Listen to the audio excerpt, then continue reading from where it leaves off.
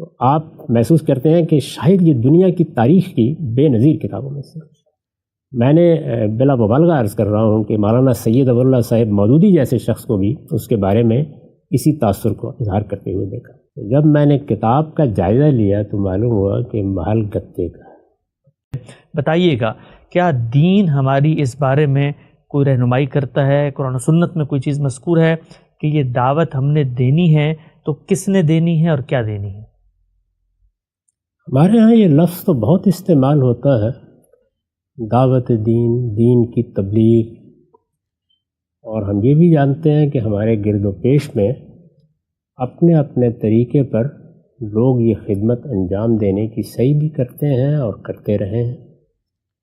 عام آدمی کے سامنے بھی کبھی دعوت اور کبھی تبلیغ کے الفاظ میں یہ چیز آتی رہتی ہے، اور اس کی تشریحات، توضیحات بھی مختلف اہل علم کی طرف سے سامنے آتی ہیں اور لوگ ان پر اپنی زندگی کے فیصلے بھی کرتے ہیں. لیکن میں نے یہ دیکھا کہ دعوت دین، یہ سب الفاظ تو بولے جاتے ہیں. ظاہر ہے کہ یہ الفاظ خود قرآن میں استعمال ہوئے ہیں، تبلیغ کا لفظ بھی آیا ہے، دعوت کا لفظ بھی آیا ہے، بلکہ اپنے پیغمبر کو خطاب کر کے کہا ہے کہ ادعو الی سبیل ربک بالحکمت والموعظۃ الحسنہ. پھر اس موضوع پر لوگ بھی تقریریں کرتے رہتے ہیں، بیان بھی کرتے رہتے ہیں، لیکن کیا اس کا کوئی ضابطہ، کوئی قاعدہ اللہ تعالیٰ نے بیان کیا ہے، یا یہ ذمہ داری تو ڈال دی ہے، اس کے بعد ہمارے اوپر ہے ہم جس طرح چاہے اس کو ادا کر لیں؟ میں اس نتیجے پر پہنچا کہ اس باب میں ہمارے ہاں بدقسمتی سے نہ فقہاء نے اس طرح کام کیا جس طرح انہوں نے مثال کے طور پر نماز، روزہ، زکوٰۃ، اس طرح کی چیزوں پر کام کیا ہے، نہ متکلمین کے ہاں یہ چیز اس کے سارے پہلوؤں کے ساتھ زیر بحث آئی. اس پر بھی بہت دیر غور کیا کہ اس کا باعث کیا ہوا ہے. اندازہ یہ ہوا کہ رسالت مآب صلی اللہ علیہ وسلم کی دعوت وہ آخری دعوت تھی جو ایک پیغمبر کی حیثیت سے زمین پر برپا ہوئی، اور بڑے غیر معمولی نتائج اس کے نکل آئے. یعنی اس سے پہلے کم ہوا ہوگا کہ تاریخ میں اتنے غیر معمولی نتائج نکل آئے ہوں. زیادہ تر خود قرآن میں بیان ہوا ہے کہ قومیں برباد کر دی گئیں، 2، 4، 10 لوگ، اس سے زیادہ ایمان نہیں لائے. کوئی ایسا نتیجہ نہیں نکلا جس کو واقعی نتیجہ کہا جا سکے. بنی اسرائیل کی مثالیں اس لیے نہیں دینی چاہیے کہ بنی اسرائیل تو اللہ تعالیٰ کی اپنی بنائی ہوئی قوم ہے، یعنی وہ پیغمبروں کی اولاد ہے جس کا انتخاب کیا گیا، اور پھر ایک لمبے عرصے تک اس کو پیغمبروں ہی کے زیر تربیت رکھ کر ایک امت کی صورت دی گئی. باقی قوموں کا انجام کیا ہوا وہ آپ قوم لوط کی سرگزشت میں دیکھ لیجئے، قوم نوح کے یہاں دیکھ لیجئے، قوم شعیب کے یہاں دیکھ لیجئے. رسول اللہ صلی اللہ علیہ وسلم کی دعوت البتہ بڑی غیر معمولی طریقے سے نتیجہ خیز ہو.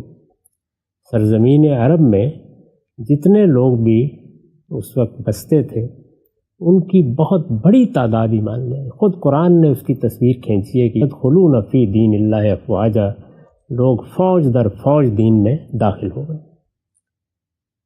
پھر یہی نہیں ہوا، اس کے ساتھ ایک حکومت قائم ہو گئی.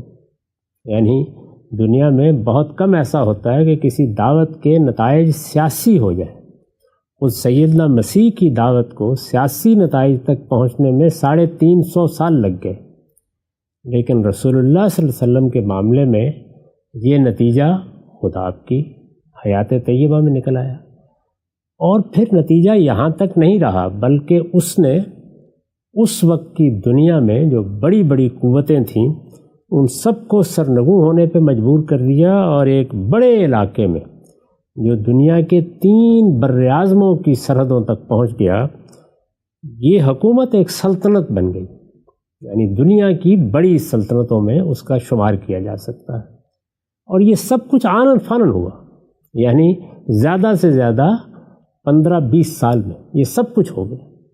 یہ ایک بڑا غیر معمولی معجزہ تھا. میں نے اس کی تفصیلات ایک ترتیب کے ساتھ اعتراضات سیریز میں اس وقت بیان کی ہیں جب ہم نے اتمام حجت پر گفتگو کی.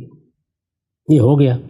مسلمان اس پس منظر میں ایک پیغمبر کے ساتھی کی حیثیت سے نہیں، حواری کی حیثیت سے نہیں، کسی بڑی شخصیت کے تلامذہ کی حیثیت سے نہیں، ایک سلطنت کے حکمرانوں کی حیثیت سے تاریخ میں داخل ہو گئے. تو نتیجہ یہ کہ صدیوں تک دعوت ان کو کس مراحل سے گزرنا ہے، ہمیں کیا کرنا ہے، یہ علمی طریقے سے موضوع نہیں بنا. یعنی وہ چیز آخری درجے میں حاصل ہو گئی. معلوم ہوتا ہے کہ سارے ہی نتائج نکل آئے جو نکلنے تھے. تو جب اس طریقے سے کوئی چیز نتیجہ خیز ہو جائے، اس طرح سے اپنے اکمال کو پہنچ جائے، تو وہ لوگوں کو بے تعلق کر دیتی. اس وجہ سے ہمارے ہاں اس پر زیادہ کام نہیں ہوا. پہلی باقاعدہ تصنیف، اگر آپ مسلمانوں کی تاریخ کا مطالعہ کریں، باقاعدہ تصنیف جس طریقے سے علم اصول میں امام غزالی کی الرسالہ کو یہ حیثیت حاصل ہے کہ وہ پہلی باقاعدہ تصنیف ہے، بالکل اسی طریقے سے امام شافعی کی الرسالہ، معاف کیجیے گا، بالکل اسی طریقے سے دعوت دین اور اس کا طریقہ کار استاذ امام امین احسن اصلاحی کی وہ پہلی کتاب ہے جس میں دعوت کیا ہے، اس کی ابتدا کہاں سے ہوتی ہے، اس کی حکمت عملی کیا ہے، اس کے مراحل کیا ہیں، یہ سب ایک سائنسی ترتیب کے ساتھ زیر بحث ہے. اگر آپ اس کتاب کا مطالعہ کریں، اور جیسے کہ میں نے اپنے شباب میں کیا، تو آپ محسوس کرتے ہیں کہ شاید یہ دنیا کی تاریخ کی بے نظیر کتابوں میں سے. میں نے بلا مبالغہ عرض کر رہا ہوں کہ مولانا سید ابو اللہ صاحب مودودی جیسے شخص کو بھی اس کے بارے میں اسی تاثر کو اظہار کرتے ہوئے دیکھا، اور بھی بہت سے لوگوں کا یہی معاملہ ہے. میرا بھی یہی تاثر تھا اس کتاب کے بارے میں، اور ایک لمبے عرصے تک وہی رہا. ہمارے ہاں جب کچھ علمی کاموں کی ابتدا ہوئی تو سب سے پہلے جو کتاب انگریزی زبان میں اور عربی زبان میں تراجم کے لیے ہم نے منتخب کی وہ یہی کتاب، دعوت دین اور اس کا طریقہ کار. اور ہمارے عزیز مستنصر میر جو اس وقت اوہایو یونیورسٹی میں پروفیسر ہیں، سب سے پہلے ان کا خیال ہوا کہ وہ اس کو انگریزی زبان میں منتقل کریں. اس کتاب کی یہ اہمیت تھی.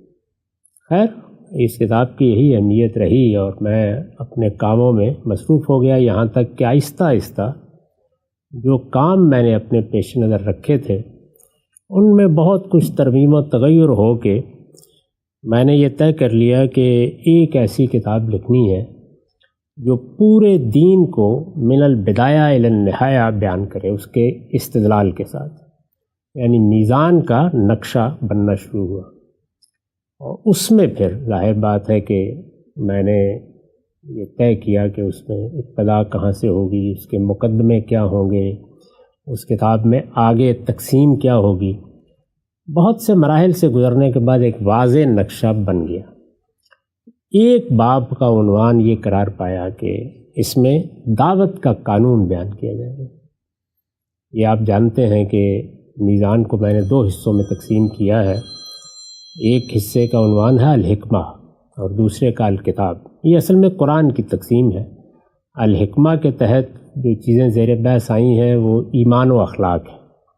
قرآن مجید نے بھی اسی طرح اس کو بیان کیا ہے اور ان کے لیے یہی لفظ الحکمہ اختیار کیا ہے. اور شریعت کے لیے الکتاب، شریعت بھی کہہ سکتے ہیں، الکتاب بھی کہہ سکتے ہیں. ہماری زبان میں اس کا مطلب ہے قانون. عربی زبان میں کتاب کا لفظ صرف اس کتاب کے لیے استعمال نہیں ہوتا، یہ قانون کے لیے بھی استعمال ہوتا ہے. قرآن مجید کی سورہ بقرہ میں آیت پڑھی ہوگی کہ حتیٰ یبلغ الکتاب اجلا، یہاں تک کہ قانون اپنی مدت کو پہنچ جائے. تو یہ قانون کے لیے عام استعمال ہوتا ہے. چنانچہ کتاب بھی 2 حصوں میں ہے. 2 اس کے مقدمے ہیں. ایک اصول و مبادی ہے جس میں دین کو سمجھنے کے اصول بیان کیے گئے ہیں. پھر ایک دوسرا مقدمہ دین حق ہے جس میں پورے دین کی تصویر کیا بنتی ہے اس کو میں نے نمایاں کرنے کی صحیح کی. پھر کتاب شروع ہو جاتی ہے اور پہلے حصے میں ایمانیات اور اخلاقیات، اور آگے پھر 10 ابواب ہیں جن میں یہ بیان کیا گیا ہے کہ شریعت کیا ہے۔ اس میں جس طرح عبادات کی شریعت بیان ہوئی ہے، سیاست کی، معیشت کی، معاشرت کی، اسی طرح سے ایک عنوان قانون دعوت بھی۔ جس طرح کہ میرا اس کتاب کے دوران میں طریقہ رہا ہے کہ جب میں نے پھر کسی موضوع کو لے لیا ہے تو مسلمانوں کے پورے علم کا جائزہ لیا ہے پہلے، کہ اس میں ابتدا سے کیا آراء قائم کی گئی ہیں، بنائے استدلال کیا ہے، اس بنائے استدلال پر جو کثر تعمیر ہوا ہے اس میں کیا خوبیاں ہیں، کیا خامیاں ہیں۔ وہ ظاہر ہے کہ آپ جب بیان کرتے ہیں تو دونوں ہی صورتیں ہوں گی، یا یہ ہے کہ جو کچھ پہلے واضح ہو چکا ہے اس سے اتفاق ہو جائے گا، یا اختلاف ہوگا۔ اختلاف بعض اوقات ایسا بھی ہوا ہے کہ کلی ہو گیا ہے، اور ایسا بھی ہوا ہے کہ وہ اجزاء میں ہوا ہے۔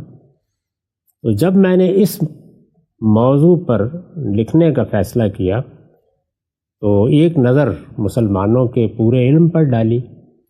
اس میں بھی جگہ جگہ بعض بحثیں ملتی ہیں، مثلا فتاوی ابن تیمیہ میں، مثال کے طور پر ابن قیم کے ہاں، لیکن اسی ترتیب نظم کے ساتھ ایک پورا تصور سامنے نہیں آتا۔ دعوت تبلیغ ذمہ داری ہے، دعوت دینی چاہیے، تبلیغ کرنی چاہیے، یعنی یہ باتیں اجمالی طور پر تو معلوم ہوتی ہے۔ بالکل ایسی صورت آپ سمجھیں کہ جیسے جگہ جگہ یہ تو بیان ہو رہا ہو کہ نماز پڑھنی ہے، نماز پڑھنی ہے، نماز ہم پر فرض ہے، لیکن یہ پتہ نہ چل رہا ہو کہ نماز پھر کیا ہے۔ یعنی اب تو جب ایک مسلمان کو آپ کہتے ہیں کہ نماز پڑھنی ہے تو ایک پوری تصویر سامنے آ جاتی ہے نا، 5 وقت پڑھنی ہے، یہ رکعتیں ہیں، یہاں سے شروع کرنی ہے، یہاں ختم کرنی ہے، یہ مقصد ہے۔ ہر چیز قرآن میں بھی واضح ہے، سنت میں بھی واضح ہے، تو اس معاملے میں کچھ نہیں ہے۔ تو بالآخر پھر میں نے یہ خیال کیا کہ اس میں تو کوئی مشکل نہیں ہے، ماضی میں کوئی چیز نہیں، لیکن استاد امام کی کتاب موجود ہے دعوت دین، اس کا طریقہ کار، تو میں اس باب میں اس کا خلاصہ کر دوں گا، کوئی نئی چیز لکھنے کی ضرورت نہیں۔ اس کتاب کو پھر میں نے یعنی وہ جو ایک نشتر لے کے تنقید کی نگاہ ہوتی ہے اس سے پڑھنا شروع کیا۔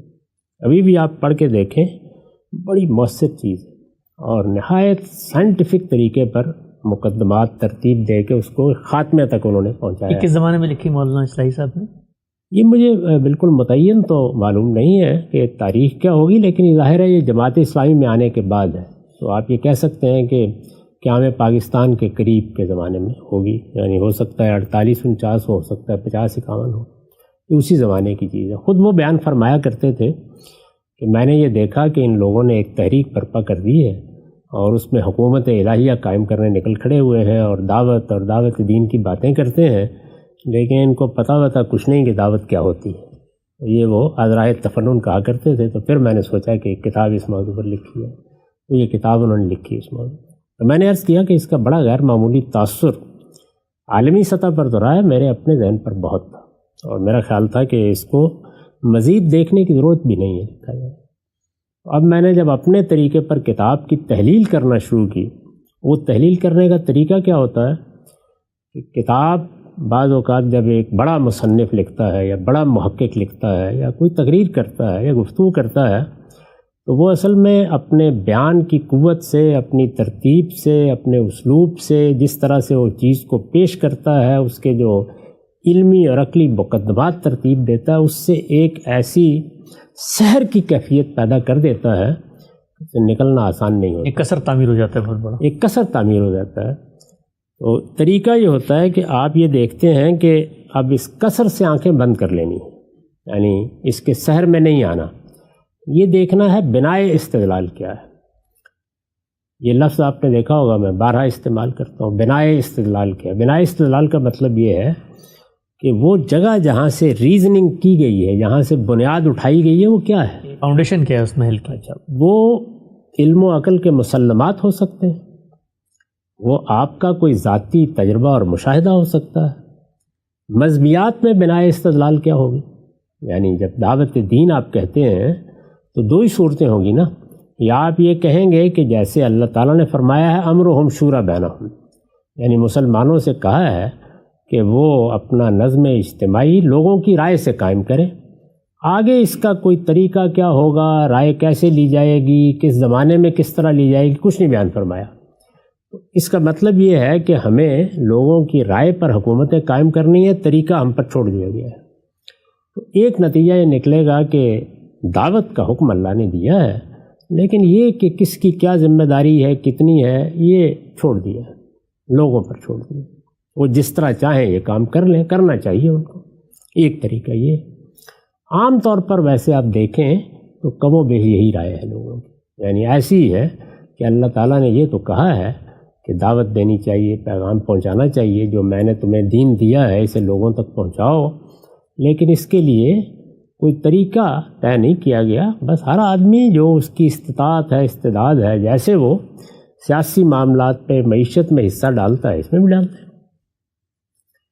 استاد امام نے کتاب لکھی تو یہ بتایا کہ نہیں، ایسا نہیں ہے، اس کا ایک باقاعدہ طریقہ قرآن مجید بیان کرتا ہے، اور اس کے اصول سے لے کر اس کے آخری نتائج تک اس نے بیان کیا۔ یہ علم میں ہوگا کہ دعوت دین اور اس کا طریقہ کار کتاب کا آخری عنوان کیا ہے، وہ ہے دعوت کے مراحل، اور اس میں یہ بیان کیا گیا ہے کہ آخری مرحلہ اقدام کا مرحلہ ہے، اور اس آخری مرحلے میں پھر ظاہر نتیجہ نکلنا ہے۔ اس کا مطلب کیا ہوا؟ اس کا مطلب یہ ہے کہ یہ کوئی ہوچ پوچ معاملہ نہیں ہے، بلکہ ایک خاص جگہ سے ایک چیز اٹھے گی، مختلف مراحل سے گزرے گی اور ایک نتیجے تک پہنچ جائے گی۔ تو مجھے کیونکہ کتاب کے معاملے میں حسن ظن بھی تھا، اس سے کوئی اختلاف نہیں تھا، اور اسی زمانے میں جب میں نے اس کتاب کو پہلی مرتبہ دیکھا تو میں خود مدرسہ فرائی کے طریق سے بھی واقف ہو رہا تھا، یعنی اس میں تحقیق کیسے کی جاتی ہے۔ اب جب کافی عرصے کے بعد اس کی تحلیل کرنا شروع کی تو یہ اندازہ ہو گیا کہ استاد امام کی یہ بات تو بالکل درست ہے۔ یہ دعوت کے معاملے میں اللہ تعالیٰ نے وہ طریقہ اختیار نہیں کیا جو سیاست کے معاملے میں اختیار کیا ہے کہ امرہم شورا بینہم کا اصول بیان کر دیا، ایک دو احکام دے دیے اور پھر چھوڑ دیا لوگوں کو۔ نہیں، اس میں چیزیں متعین کی گئی ہیں، بتایا گیا ہے۔ یہ بات تو قرآن مجید کے بہت سے نصوص سے واضح ہو گئی، بالکل، یعنی وہ اتنے واضح تھے کہ پہلی رائے قائم نہیں کی جا سکتی۔ پہلی رائے بھی قائم کی جا سکتی تھی، اس لیے کہ اللہ تعالیٰ نے یہ طریقہ بھی اختیار کیا ہے، معیشت کے معاملے میں اختیار کیا ہے، سیاست کے معاملے میں اختیار کیا ہے، معاشرت کے معاملے میں بھی ذرا زیادہ بڑے پیمانے پر ہدایت دی ہے، لیکن آگے یہی طریقہ اختیار کیا ہو سکتا تھا۔ لیکن ان کی تنقیح کے نتیجے میں یہ واضح ہو گیا، اور ان مقامات کی طرف بھی توجہ ہونا شروع ہو گئی جس میں قرآن اس کو بیان کرتا ہے، اس طریقے کو، یعنی اتنی چیز کے بارے میں کوئی تردد نہیں رہا۔ تو یہ ایک بنیادی فیصلہ تھا نا، یعنی آپ جانتے ہیں کہ دسیوں معاملات میں خود یہ کہتا ہوں کہ اس میں اللہ تعالیٰ نے ہمیں ایک اصولی ہدایت دی ہے، لیکن اس کی کوئی تفصیلات آگے بیان نہیں کی، وہ ہمارے اوپر چھوڑ دیا۔ وہ نتیجہ جب نہیں نکلا اور یہ طے ہو گیا کہ نہیں، یہاں پر تو جس طرح نماز متعین کی ہے اسی طرح متعین کیا ہے اس سارے معاملے کو، کہ یہ میرا دین ہے، یہ اس کی دعوت ہے، اور یہ کام تمہیں اس طریقے سے کرنا ہے، یہ واضح ہو گیا۔ یعنی پہلا مقدمہ یہ تھا۔ اب سوال یہ تھا کہ یہ واضح ہو گیا تو پھر استاد امام نے اس میں جو استدلال کی عمارت اٹھائی ہے اس کے اندر اتر کر دیکھنا ہے۔ تو کثر جب آپ دیکھتے ہیں نا تو بہت خوبصورت لگتا ہے، اور دونوں چیزیں ہو سکتی ہیں۔ ممکن ہے کہ آپ دیکھیں کہ یہ تو اصل میں ایک محل بنا ہوا ہے، شاندار محل ہے، تاج محل کو ہم دیکھ رہے ہیں، کیا شاندار عمارت ہے، آنکھوں کو خیرہ کر دیتی ہے، آدمی دیکھتا ہے اور کہتا ہے کہ اگر فردوس بر روئے زمین است، ہمین است تو ہمین است تو ہمین است۔ تو دعوت دین اور اس کا طریقہ کار جو مولانا کی کتاب ہے وہ ایسا ہی تاثر پیدا کرتی ہے، گویا ایک علم استدلال کا اور پیشکش کا تاج محل ہے جو انہوں نے بنا کے رکھ دیا ہے۔ اب تاج محل کی دو صورتیں ہو سکتی ہیں، وہ یہ ہے کہ وہ فی الواقع اتنی پختہ عمارت بنی ہے کہ اس میں جو پتھر استعمال ہوا ہے، جو اینٹ استعمال ہوئے ہے، جو کاریگری دکھائی گئی ہے، وہ صدیوں تک کے لیے اس کو اپنی جگہ پہ قائم رکھ سکتی ہے۔ لیکن بعض اوقات ایسا بھی ہوتا ہے کہ آپ نے دیکھا اور پتہ چلا یہ گتے کا ہے، یعنی ہے تو تاج محل، خیرہ کر رہا ہے لیکن گتے کا تاج محل ہے۔ بنا دیتے ہیں نا بعض اوقات، بعض میلوں ٹھیلوں میں بھی تاج محل بھی بنا دیتے ہیں۔ جب میں نے کتاب کا جائزہ لیا تو معلوم ہوا کہ محل گتے کا ہے، یعنی اس کی بنیاد جن چیزوں پر اٹھائی گئی ہے وہ بے بنیاد ہے۔ اس لیے اس سارے معاملے پر مجھے دوبارہ کام کرنا پڑا، اور پھر ایک لمبا عرصہ ہر کام کو چھوڑ کر میں نے اس کو متعین کیا ہے۔